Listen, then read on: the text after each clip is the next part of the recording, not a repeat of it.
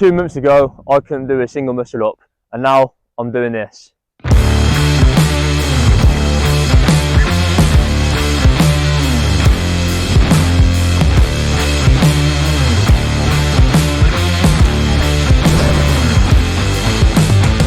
Okay guys, so the 3 biggest takeaways for me before you start learning to do a muscle up is 1, get better at explosive pull-ups, and this means really generate the power bar to chest.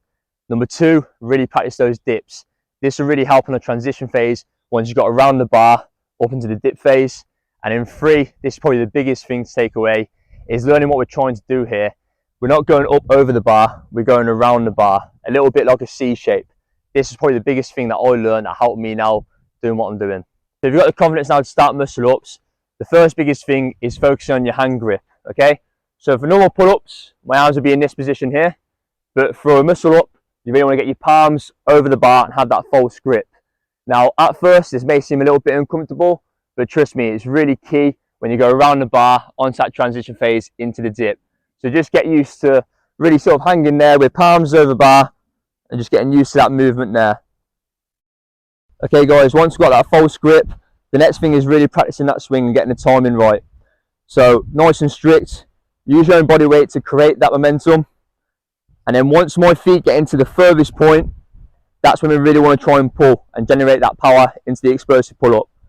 So nice and easy, feet furthest point. Just focus on generating the power into the pull-up for now. So again, feet to the furthest point. Just get used to that timing. Now we're on pull-up phase, there's one key thing to remember, is really getting your chest over the bar.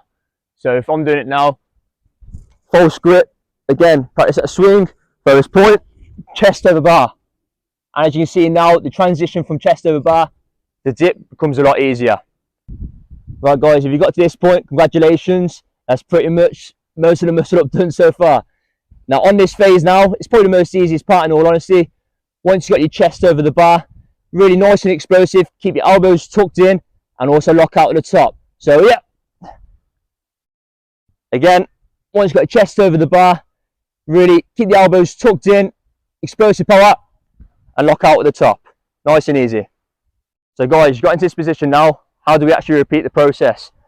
Now, one mistake I used to make was from this position here, going straight into another muscle up, which looks like this.